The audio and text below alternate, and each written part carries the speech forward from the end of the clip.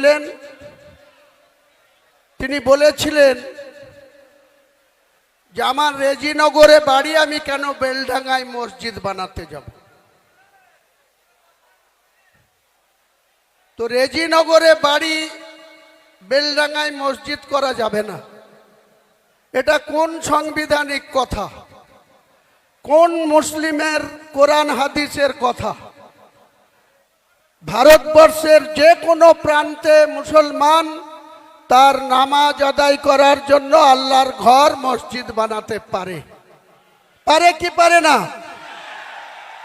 তাহলে এই যে ক্রস মুসলিম, ক্রস কেন বলছি? এই জনাব ফিয়াদ হাকিমের বাবা বাড়ি ছিল বিহারের গয়াতে।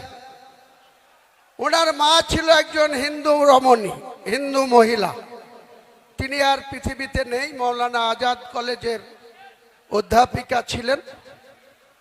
তাহলে মা হিন্দু, বাবা মুসলিম, ওই জন্য ক্রস বললাম। অর্ধেক মুসলমান, অর্ধেক হিন্দু। তিনি আমাকে সাসপেন্ড করার সময় এই মুর্শিদাবাদ জেলার একজন মন্ত্রী, যার কোনো কাজ নাই, কোনো ফাইল ইনিশিয়েট করতে পারেন না, তার দপ্তরের মাথায় বসে আছেন মাননীয় মুখ্যমন্ত্রী স্নেহধন্য অরূপ বিশ্বাস মহাশয়, পাওয়ার মিনিস্টার। তার এমওএস আছেন আকরুজ্জামান। আমি একবার আমার এক নিকট আত্মীয়, এক বোন, মালদার ইংলিশ বাজারে বিয়ে হয়েছে। এই পাওয়ার দপ্তরে তিনি উচ্চ পদে আসীন আছে, একই জায়গায় পোস্টিং আছে প্রায় 10 বছর ধরে। এই আকরুজ্জামান আমার বন্ধু, একসঙ্গে দীর্ঘদিন কংগ্রেস করেছি। ওর বাবা হাবিবুর রহমান জঙ্গিপুরের দীর্ঘদিন 4 বারের কংগ্রেস দলের এমএলএ ছিল। ও পেশায় অ্যাডভোকেট। ও প্রণব মুখার্জি প্রায়ত রাষ্ট্রপতি বা কংগ্রেস নেতা, ভারতবর্ষের বিভিন্ন পদে ছিলেন। সেই প্রণব বাবুর খুব স্নেহধন্য ছিল। আমরাও একসময় প্রণব বাবুর খুব স্নেহধন্য ছিলাম। আমার বাড়ি থেকে বীরভূমের কিন্নাহারের প্রণব মুখার্জির বাড়ি মিরিটি গ্রাম, ঠিক 32 কিলোমিটার। প্রণববাবু যখনই কিন্নাহারে দুর্গা পুজোতে নিজের বাড়িতে আসতেন, সে রাষ্ট্রপতি থাকাকালীন বলুন, আর ফাইন্যান্স মিনিস্টার থাকাকালীন বলুন, ফরেন মিনিস্টার থাকাকালীন বলুন, ডিফেন্স মিনিস্টার থাকাকালীন বলুন, যোজনা কমিশনের ভাইস চেয়ারম্যান থাকাকালীন বলুন, প্রণববাবু কিন্তু বাড়িতে দুর্গা পুজোতে আসলেই আমাদেরকে খুব স্নেহ করে পুজোতে ইনভাইট করতেন। আমিও ঠিক টাইম বের করে, প্রণববাবু বলেছেন তাই মিরেটির বাড়িতে চলে যেতাম। এত আন্তরিকতা ওনার ছিল। পুজোর ব্যস্ততা, নিজেই পুজোর মন্ত্র পড়ছেন, তার মধ্যে চারিদিকে চোখ রেখে আমাদেরকে বলতেন, হুমায়ুন না খেয়ে যাবি না, গৃহস্থের অকল্যাণ হবে। এই ছিল প্রণব মুখার্জি। আমার 43 বছরের রাজনৈতিক জীবনে আমার বাড়িতে 1996 সালে বাংলার বিখ্যাত মুখ্যমন্ত্রী, যিনার সেই সময় জরুরি অবস্থা পালন করেছিলেন ইন্দিরা গান্ধীর নির্দেশে। 1974 সালে ভারতের প্রধানমন্ত্রী ছিলেন ইন্দিরা গান্ধী, বাংলার মুখ্যমন্ত্রী ছিলেন সিদ্ধার্থ শঙ্কর রায়। তিনিও আমার বাড়িতে এসছেন। 1996 সালে বহরমপুর লোকসভায় কন্টেস্ট করতে এসে তিনি এবং তিনার স্ত্রী, তিনি প্রখ্যাত আইনজীবী ছিলেন, ব্যারিস্টার ছিলেন সিদ্ধার্থ শঙ্কর রায়। 71 থেকে 77 বাংলার মুখ্যমন্ত্রী ছিলেন। তার স্ত্রী মায়া রায়ও আমার বাড়িতে এসেছিলেন। প্রণববাবু আমার বাড়িতে এসছেন। অধীরবাবু 1996 সাল থেকে 2012 সাল শুধু 100 বার এসছেন, 100 বার। শুধু আসেননি, বাড়িতে লাঞ্চ করেছেন, কখনো ডিনার করেছেন, কখনো আমার সঙ্গে খুব সুন্দর আলোচনা হয়েছে। এই পরিবেশে আমাদের রাজনীতিটা মুর্শিদাবাদে করতাম। নিয়তি কখনো কখনো মানুষের মৃত্যু দেয় অ্যাক্সিডেন্টে, কখনো কখনো কারোর সঙ্গে সম্পর্ক বিচ্ছেদ ঘটিয়ে দেয় কোনো একটা ছোট্ট কারণে। তাই অধীর বাবুর পারিবারিক কিছু সমস্যার সম্মুখীন হয়ে আমাকে 2012 সালের 16ই নভেম্বর, যেদিন কংগ্রেস দলটা ছেড়েছিলাম, সেদিন আমি কংগ্রেস দলের 5টা পোস্ট হোল্ড করতাম। মুর্শিদাবাদ জেলায় কিষাণ কংগ্রেসের সভাপতি ছিলাম, মুর্শিদাবাদ জেলায় অধীর বাবুর কমিটিতে জেনারেল সেক্রেটারি ছিলাম, মুর্শিদাবাদ জেলার বেলডাঙ্গা 2 ব্লকের 11টা অঞ্চলের ব্লক সভাপতি ছিলাম, মুর্শিদাবাদ জেলায় অধীর বাবুর এমপি ল্যাটসের চেয়ারম্যান ছিলাম, ডেভেলপমেন্টটা দেখতাম। এছাড়াও পিসিসির সদস্য সহ অনেক পোস্ট হোল্ড করেছিলাম। কিন্তু আমি যখন সিদ্ধান্ত নিলাম যে আমি আর কংগ্রেস দলটা করতে পারছি না, কেন জানেন? অধীর বাবুর বাড়ির লোকরা আমাকে জাত তুলে অপমান করেছিল, জাত তুলে কথা বলেছিল। আমি অধীর বাবুকে বলেছিলাম, আমি এ কথা শুনতে রাজি নই। আপনি কংগ্রেসের দলের সভাপতি, এমপি, আমি কংগ্রেসের নির্বাচিত এমএলএ, এতগুলা পোস্ট হোল্ড করে আছি। আমি নিঃস্বার্থে মানুষের জন্য রাজনীতি করি। আমার টাকার প্রয়োজন, সেটা ব্যবসা করে রোজগার করি। কারোর সঙ্গে মিথ্যাচার করে কোনো পয়সা কোনো দিন রোজগার করিনি। ছোট থেকেই ব্যবসা করেছি, পড়াশোনা চালাতে চালাতে ব্যবসা করেছি। আমি আমার বাবার 5 সন্তান, আমাদের 3টে বোন, 5টা ভাই, আমি ছোট। তো আমরা কোনোদিন জীবনে অন্যায় জেনে বুঝে করিনি, কখনো অজান্তে হতে পারে। মহান আল্লাহ তাআলা সেটা দেখেন, তিনি নিশ্চয়ই ক্ষমা করবেন, তিনি শাস্তি দিলে দেবেন। কিন্তু আমরা যে দলটা 2012 সালের 16ই নভেম্বর ত্যাগ করে, তার আগে 12/11/2012 এই সোমবার ছিল, 12/11/2012 এই সোমবার ছিল। আজ যে সোমবার, সেদিন মাননীয় মুখ্যমন্ত্রী, আমি কংগ্রেস দলের 70 রেজিনগরের বিধায়ক ছিলাম। আমার টার্মস নিশ্চয়ই 5 বছরের জন্য আমাকে মানুষ ভোট দিয়েছিল। মুকুল রায়ের মাধ্যমে রাইটার্স বিল্ডিং এ সেদিন মমতা বন্দ্যোপাধ্যায় আমাকে ডেকে পাঠালেন। আমি বিধানসভার ফুড কমিটির চেয়ারম্যান ছিলেন বজবজের এমএলএ অশোক দেব, তার সঙ্গে মিটিং করছিলাম। ঠিক সোমবার 12/11/2012 মুকুল রায় আমাকে তার লালবাতিওয়ালা গাড়িতে বিধানসভা থেকে তুলে নিয়ে আমাকে রাইটার্সে নিয়ে গেলেন। রাইটার্সে মুখ্যমন্ত্রী সবসময় কাজে ব্যস্ত থাকেন, তিনার অনেক ব্যস্ততা। তার মধ্যে দিয়েই আমাকে 35 মিনিট সময় দিলেন এন্টি চেম্বারে। উনি আর ওনার সেক্রেটারি গৌতম সান্যাল, আজও আছে তার পিছনে, গৌতম সান্যাল আর আমি আর উনি,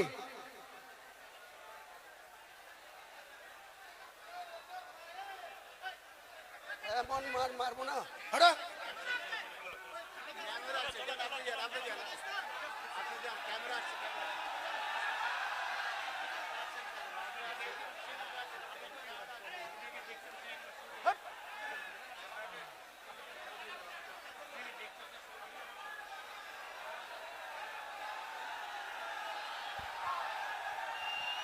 তো আমি সেদিন মমতা বন্দ্যোপাধ্যায়ের সঙ্গে কোনো কিছু চাইনি, মন্ত্রী হতে চাইনি। আমি বলেছিলাম আমি কংগ্রেস দলের বিধায়ক, উনি 2011 সালে উনি কংগ্রেসের সঙ্গে জোট করেছিলেন। উনার দলের প্রার্থী জিতেছিল 182, কংগ্রেস 65টা সিটে লড়ে 42 জন। 42 জনের মধ্যে আমি হুমায়ুন কবির 70 রেজিনগরে ছিলাম। আর এই মুর্শিদাবাদে মমতা ব্যানার্জির দলের একটা মাত্র প্রার্থী জিতেছিল 2011, সাগরদিঘি সুব্রত সাহা, তাও আর মাত্র 48,000 ভোট পেয়ে। কেন 48,000 ভোট পেয়ে জিতলেন? তার এগেইনস্টে 3টে মুসলিম প্রার্থী ছিল। একজন নির্দল না, আসামের আজমল সাহেবের পার্টির প্রার্থী ছিল, একটা সিপিএম ছিল, একটা কংগ্রেস ছিল। চুপেন একটু থামুন, আমি আধ ঘন্টায় বলে শেষ করে দেবো। সবাই একটু থামুন, সবাই থামুন, কথা বললে আমার অসুবিধা হচ্ছে, চুপচাপ থাকুন। তো সেদিনকে মাত্র 48,000 ভোট পেয়ে এই 22টা বিধানসভার মধ্যে সাগরদিঘি বিধানসভাটা তৃণমূল পেয়েছিল। তাহলে তৃণমূল নামক দলের কি শক্তি ছিল মুর্শিদাবাদ জেলায়, আপনারা একটু ঠান্ডা মাথায় চিন্তা করুন। বাংলার মুখ্যমন্ত্রী হয়েছেন, কিন্তু এই মুর্শিদাবাদে আজকে যিনি বেলডাঙ্গার এমএলএ, আজকে যিনি রেজিনগরের এমএলএ, 2011-তে এদের কোনো এমএলএর কন্টেস্টিং তালিকায় না কংগ্রেসে না তৃণমূলে কোনো পার্টির সঙ্গে কোনো এরা তালিকাভুক্ত ছিল না। বেলডাঙ্গায় কে ছিল? শফিউজ্জামান। রেজিনগরে কে ছিল? হুমায়ুন কবির। রানীনগরে কে ছিল? ফিরোজা বেগম। মুর্শিদাবাদে কে ছিল? শাউনি সিংহ রায়। রঘুনাথগঞ্জে কে ছিল? আকরুজ্জামান। ফারাক্কায় কে ছিল? প্রায়ত মইনুল হক। এইরকম করে আমরা 22টা সিটে লড়ে 14টা জিতেছিলাম। আর যে লেমফোর্ড, যে মার্ক্সবাদী কমিউনিস্ট পার্টির নেতৃত্বে 13 জোটের প্রার্থী 34 বছর সরকার চালিয়েছিল, তাদের মাত্র 7টা সিট জিতেছিল। একটা মাত্র তৃণমূলের জোড়া ফুলে মাত্র 48,000 ভোট পেয়ে তিনি নির্বাচিত হয়েছিলেন, তিনাকেই মন্ত্রী করে দিলেন। 2016-তে কি হলো? যে হুমায়ুন কবির 2012-তে বিনা শর্তে কোনো কন্ডিশন ছাড়াই নিজের বিধায়ক পদটা তুচ্ছ করে দিয়ে মমতা বন্দ্যোপাধ্যায়ের উপরে আস্থা ভরসা রেখে মুকুল রায় আমাকে ওনার চেম্বারে ঢুকিয়ে দিয়ে বাইরে চলে আসলেন। সাক্ষী শুধু তার গৌতম সান্যাল আর তিনি নিজে। আমি আজকে আবার একবার মমতা ব্যানার্জিকে চ্যালেঞ্জ করছি, আপনার যদি সত্যি কথা বলার মানুষের কাছে সৎ সাহস থাকে, তাহলে আপনার প্রিয় চ্যানেল 18 একদিন আপনি বসুন, বিশ্ববাবু মজুমদার বসবে আর আপনি বসবেন আর আমি বসবো আমি। আপনি বাংলার মানুষকে কতটা মিথ্যাচার করেন সেদিন প্রকাশ পাবে। বাংলার মানুষ দেখবে, ভারতবর্ষের মানুষ দেখবে যে আপনি মানুষকে ইউজ অ্যান্ড থ্রো, কাজের সময় কাজী আর কাজ ফুরালে পাঁচি। কতদিন আপনার এই শক্তি থাকে?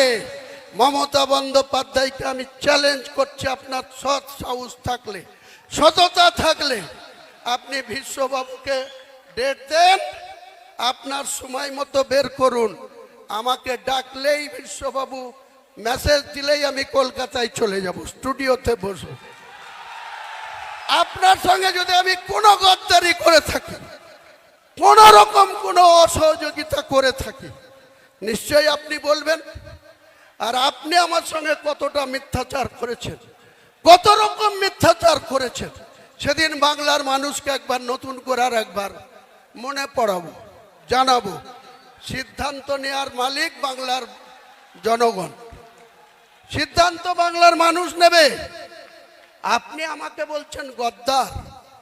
আপনি রাতের অন্ধকারে মালদা থেকে এসে আপনি আমাকে সাসপেন্ড করার কার সাথে কথা বললেন? লালগুলার বিধায়ক মোহাম্মদ আলী, ওই রঘুনাথগঞ্জের বিধায়ক মন্ত্রী আকরুজ্জামান,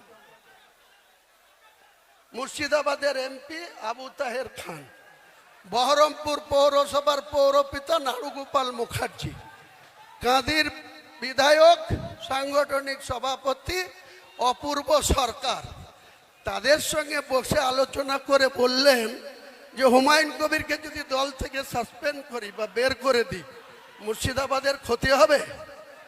তারা নির্দ্বিধায় বলে দিল কোনো ক্ষতি হবে না। আমি মমতা ব্যানার্জি আপনাকে মুর্শিদাবাদে 2011-তে একটা পেয়েছিলেন, আর 2004-এ আমাকে প্রার্থী না দিয়ে শুভেন্দুর কথায় 22টা প্রার্থী দিয়ে 4টে জিতেছিলেন। আর হুমায়ুন কবির আবার আপনার হাতে পায়ে ধরে এই তৃণমূলে এসে 20টা পায়ে দিয়েছিলাম। আজকে চ্যালেঞ্জ আমার, কোন শক্তি থাকলে মুর্শিদাবাদে আপনি খাতা খুলে দেখাবেন। মুর্শিদাবাদে 22টা সিটে আপনি খাতা খুলবেন। 2 বিজেপি আছে, বিজেপি হয়তো 2-1টা সিট বাড়িয়ে নিতে পারে। তাদের যা কৌশল, তাদের যা অর্থবল, তাদের যা কৌশল অবলম্বন করে চলছে। কিন্তু আমি চ্যালেঞ্জ করছি, আমি বেঁচে থাকলে মমতা বন্দ্যোপাধ্যায় জুড়া ফুলের জিরো করব, জিরো করব, জিরো করব। আর ওই করিমপুরে লাত খাওয়া নেতা জয়প্রকাশ মজুমদার, ও আমার কাছে রাজনীতিতে নকরযোগ্য না। একটা লুঙ্গি পড়া লোকের লাত খেয়ে সে তৃণমূলের নেতাদের হাতে পায়ে ধরে সহকারী সভাপতি হয়ে বড় বড় লেকচার মারছে। আবার আরেকজন আছে, তার কথা তো বলতেই আমার ঘৃণা লাগে, কুণাল ঘোষ না ছিনাল ঘোষ। এই কুণাল ঘোষ আবার বলছে ক্ষমতা থাকলে ব্রিগেডে করে দেখাক।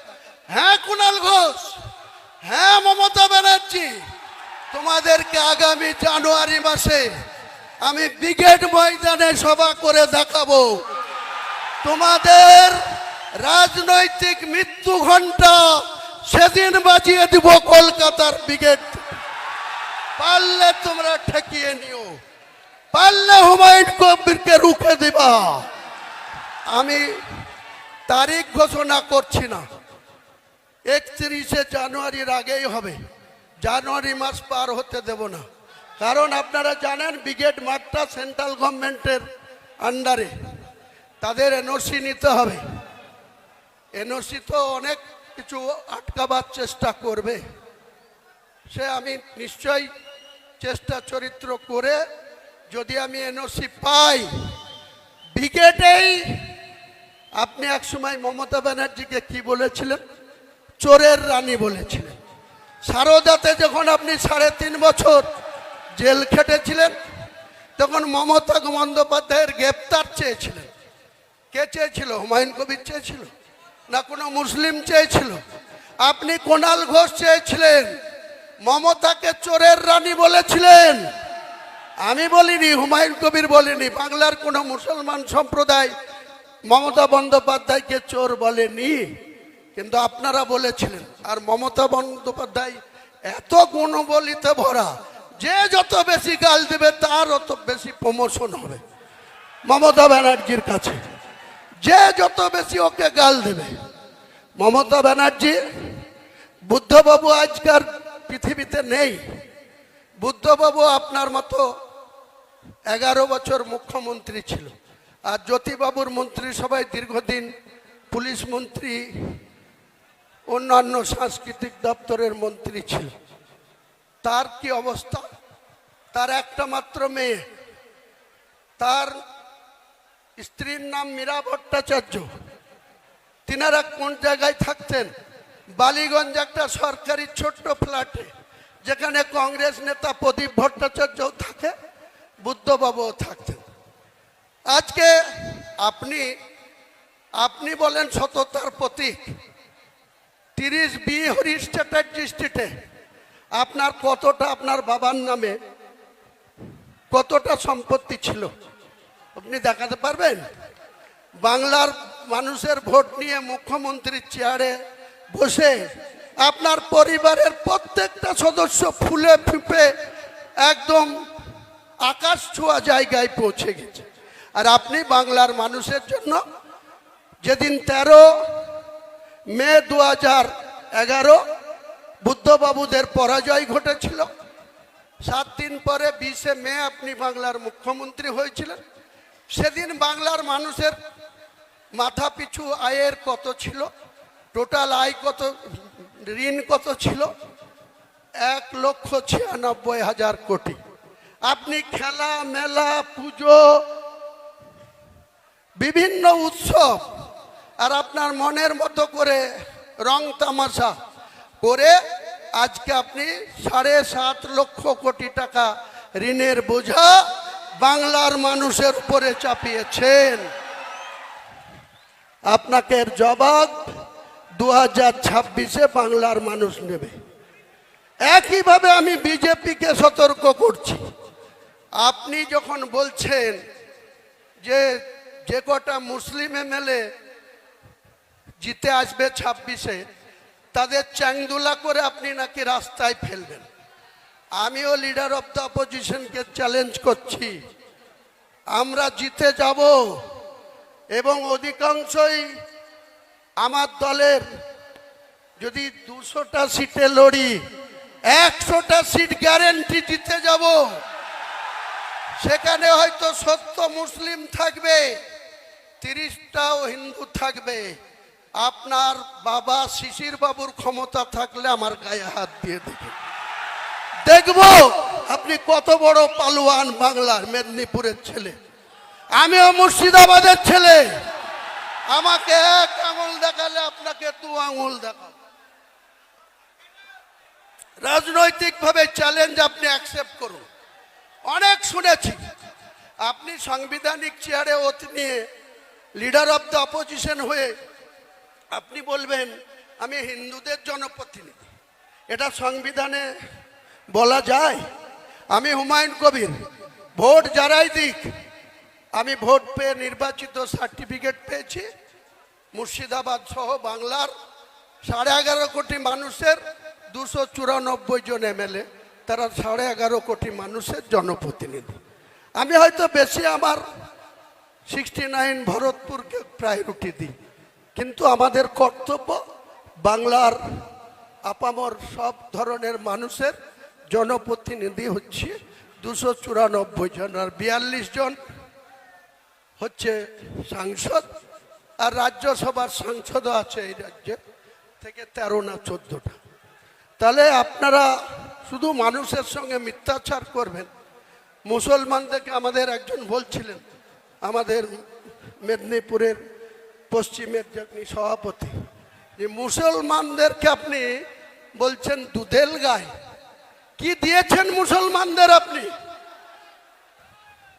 কিছু মুসলমান আছে 1 মাস ব্যাপী রোজা রাখার পর আমাদের খুশির ঈদের জন্য গোটা বাংলা না গোটা ভারতবর্ষে জমা মসজিদ থেকে শুরু করে ভারতবর্ষের মুসলিমরা পুরুষ মানুষরা ঈদের ময়দানে নামাজ পড়তে যায়। সেখানে কোথাও মহিলাদের এন্ট্রি নেই। 10 বছরের নিচে বাচ্চারা যায় খুশির ঈদে, কিন্তু প্রাপ্তবয়স্ক কোনো মহিলা ঈদের ময়দানে যাওয়া নিষেধ আছে।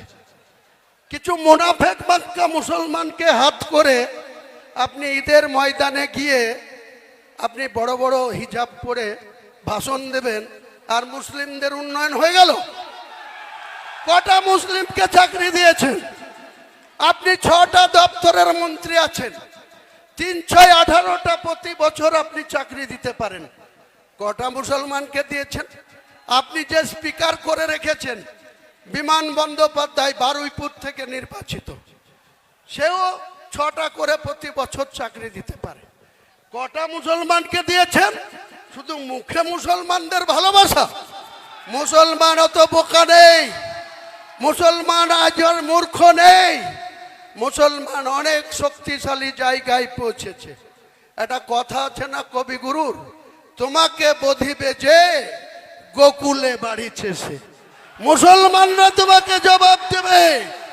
ওয়েট করেন মুখ্যমন্ত্রী, আর আপনার পালোয়ান ভাইপুকে বলুন যত খুশি আইপ্যাকের লোককে পাঠান, আর যে 3 মাস বাকি আছে লুটে নেন, যা পারবেন লুটে নেন।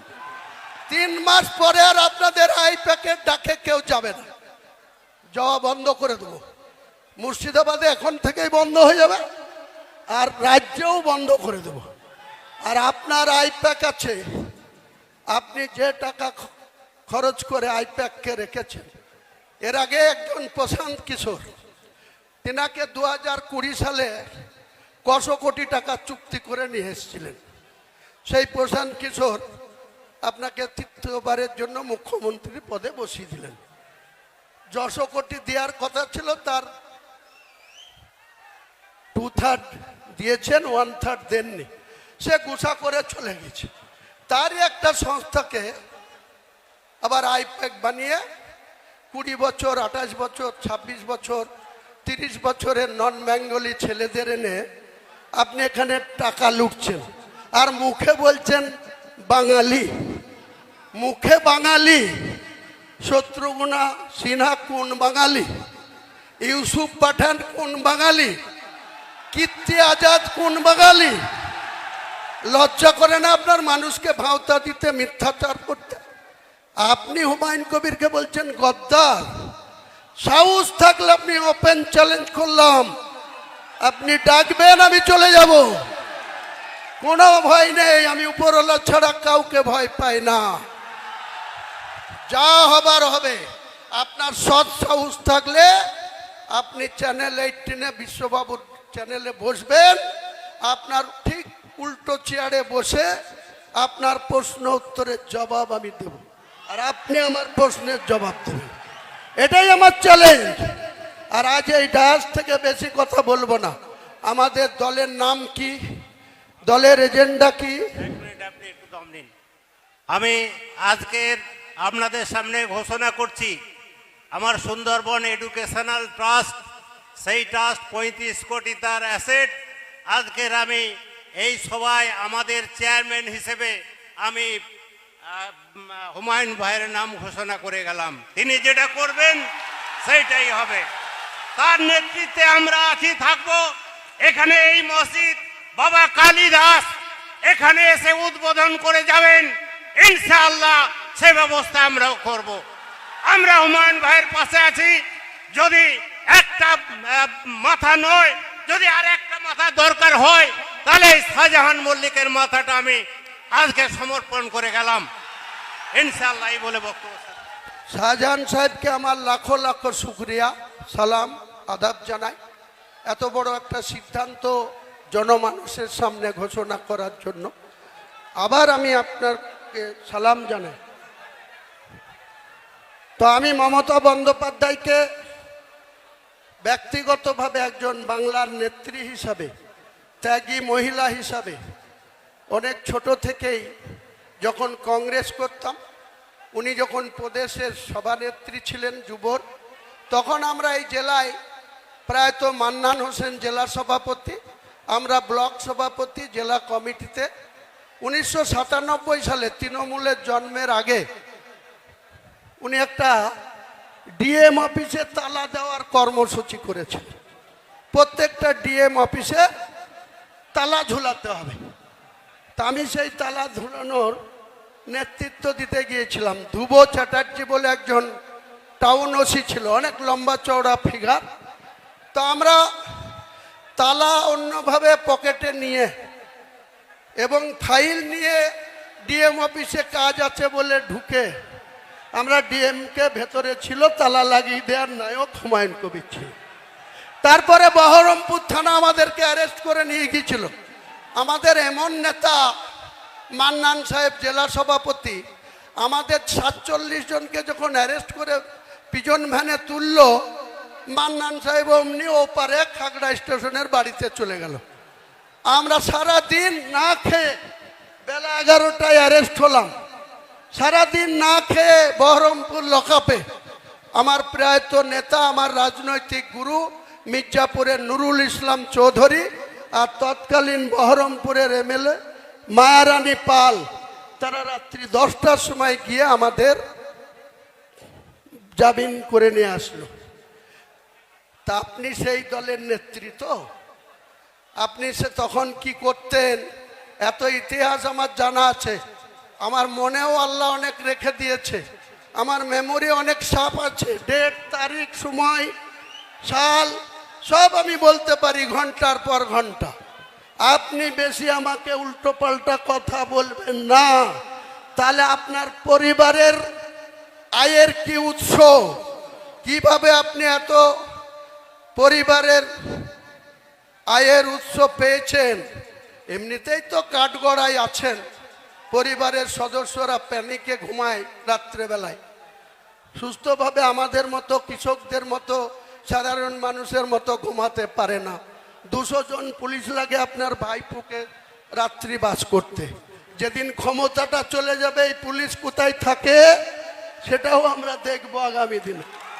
এই পুলিশ কার হয়ে কাজ করে? আর মুর্শিদাবাদের পুলিশ প্রশাসনকে আমি আজকে আমাদের সাপোর্ট দেওয়ার জন্য ধন্যবাদ জানাবো। কারণ বিগত 6 তারিখে এই জেলার পুলিশ, রাজ্যের পুলিশ অনেক অসহযোগিতা করেছে। কালকে ছোট্ট একটা ঘটনা ঘটেছে। হুগলির একজন ব্যক্তি আতাহার সাহেব, তার বয়স 66 বছর, তিনি আমার দলের কমিটিতেও আছে। তিনি আজ সকাল সকাল বাড়ি থেকে বেরিয়ে এখানে আসার কথা ছিল। রাত্রি 10টার সময় জনাব ফিয়াদ হাকিমের কিছু গুন্ডা গিয়ে তার বাড়িতে তার মিসেসকে, তার স্ত্রীকে, তার ছেলেকে অনেক ধমকি দিয়ে এসছে। আমি ফিয়াদ সাহেবকে বলছি, আমার যেদিন মাথা গরম হবে সেদিন কিন্তু আপনাকে প্রয়োজন হলো ওই ব্রিগেডের সভা থেকেই লক্ষ লক্ষ লোক নিয়ে গিয়ে আপনার মেয়র অফিস ঘিরব, দেখবো আপনি কত চুমকাতে পারেন লোককে, কত আপনি ক্ষমতা দেখাতে পারেন লোককে। এসব করবেন না আমার সঙ্গে। আমি এমনি খুব ভালো, আমি এমনি সাদা মাটা, এমনি মাছের ঝোল ভাত আর কুস্তুর বড়া খেয়ে আর আলু সিদ্ধ খেয়ে থাকি। তার মানে এই নয় আমার শক্তি মাপতে যাবেন না, জনগণই আমার শক্তি। মুর্শিদাবাদের প্রশাসনকেও আমি বলছি, কয়েক জায়গায় গত কয়েকদিনে রানীনগরে, ইসলামপুরে, আরও কিছু জায়গায় মৃদ হুমকি এসছে যে হুমায়ুন কবিরের মিটিংয়ে যাওয়া যাবে না। তো এসব করেন না, চাকরি করছেন চাকরি করেন, ল অ্যান্ড অর্ডার দেখার কাজ করেন, কারণ পাশা ঘুরে যাবে। আপনারা যে নেতার কথাই চলছেন, আপনারা একবার মনে করুন তো, বুদ্ধবাবু 235 নিয়ে 2006 থেকে 2011 ছিল। 2011 এসে 9 এসে একজন মাত্র এমপি ছিল মমতা ব্যানার্জি, একা 2004 থেকে 9। কংগ্রেসের 6 ছিল, লেফট ফ্রন্টের 35 ছিল। পাশা ঘুরে গেল, কেমন মানুষ ঘুরিয়ে দিল। 2009-এর পরেই 2011 মুখ থুবড়িয়ে বলল 34-এর বামফ্রন্ট সরকার। তাদের স্ট্যান্ড কত ছিল? 235। আপনার কত আছে?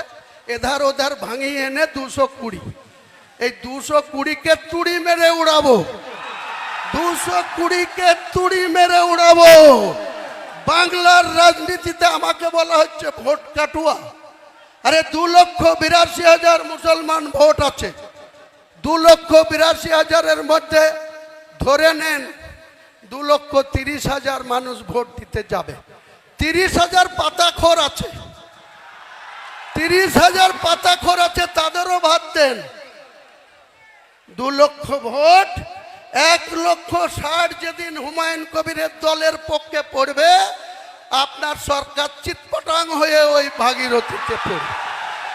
আপনি দেখে নেবেন, হুমায়ুন কবির অঙ্ক কষে চলে, একদম অঙ্ক কষে মেপে জুপে হুমায়ুন কবির রাজনীতিটা করে। অনেক হয়েছে, অনেক বাহাদুরি দেখেছি আপনাদের। আমি এই সরকারের অনেক আধিকারিক, আমি এখনই ফাঁস করতাম, করছি না, কয়েকদিন দেখব, তারপরে এই তৃণমূলের কিছু বালি চোর, পাথর চোর,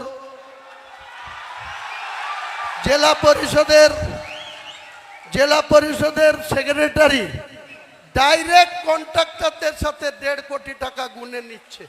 ফুটেজ রেখে দিয়েছি, অপেক্ষা করো বাবা গো। তারপরে 10 লক্ষ টাকা আবার অ্যাকাউন্টে নিয়েছে। এত বড় স্পর্ধা। আর মমতা হচ্ছে সতী সাত্রী সাবিত্রী, নেত্রী হচ্ছে খুব